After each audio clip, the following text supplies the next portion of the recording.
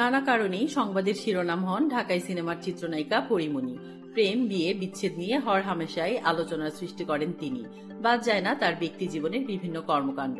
সম্প্রতি গৃহকর্মীকে মারধরের অভিযোগে বিতর্কের মুখে পড়েন এই অভিনেত্রী।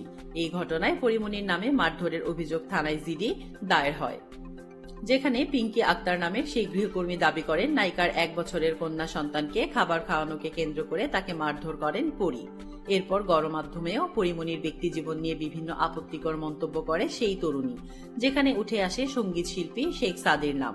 বহুদিন ধরে এই গায়কের সঙ্গে নায়িকার প্রেমের গুঞ্জন শোনা যাচ্ছে শোবিজ পাড়ায়।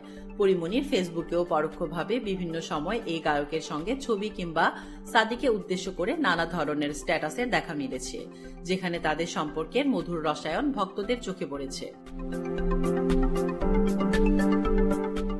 তবে সম্প্রতি সময়ে সাদির প্রসঙ্গে যেন পুরোপুরি নীরব পরীমনি। বোঝাই যাচ্ছে অভিনেত্রীকে জড়িয়ে বিভিন্ন সংবাদ দুজনকেই বিব্রতির মুখে ফেলেছে। ভক্তরাও মনে করছেন সাদি পরীমনির মাঝে দূরত্বের সৃষ্টি হয়েছে। সাদি পরীর সম্পর্কের বর্তমান সমীকরণ যেটাই হোক না কেন, সম্প্রতি এই নায়িকার 2টি ফেসবুক পোস্ট আবারও আলোচনার ঝড় তুলেছে। 2টি স্ট্যাটাসই রহস্যময় বার্তা দিতে চেয়েছেন পরীমনি, যেখানে কোনো কিছুই স্পষ্ট করেননি তিনি। তবে নেটিজেনরা সেই স্ট্যাটাসেও শেখ সাদি প্রসঙ্গই টেনে এনেছেন। এর মধ্যে মঙ্গলবার এক স্ট্যাটাসে পরী লিখেছেন, তোমার মা আর বাকি সব। এরপর বুধবার এক শব্দের এক স্ট্যাটাসে অভিনেত্রী লিখেছেন ব্ল্যাকমেইলার।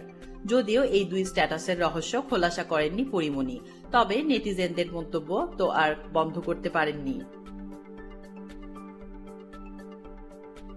2 স্ট্যাটাসই ঝড়ের গতিতে শেয়ার হয়েছে ফেসবুকে বিভিন্ন অ্যাকাউন্ট গ্রুপে, যেখানে কেউ কেউ বলেছেন হয়তো কাউকে উদ্দেশ্য করে এই বার্তা দিয়েছেন পরী। কেউ লিখেছেন নায়িকা তাহলে ব্ল্যাকমেইলের শিকার হচ্ছেন। কারো আবার মন্তব্য, হয়তো পরবর্তী কোনো সিনেমা কিংবা ওয়েব সিরিজের প্রচারণায় এই প্রস্তাব বেছে নিয়েছেন পরী। তবে নায়িকার শুভাকাঙ্ক্ষীদের প্রশ্ন, আবার কি হয়েছে পরীমনির? ব্যক্তিজীবনে নতুন কোনো সমস্যার সম্মুখীন হলেন তিনি? সেই উত্তরটা হয়তো সময়ই বলে দিবে। তাসলিমা আক্তার শিমু, SBS বাংলা।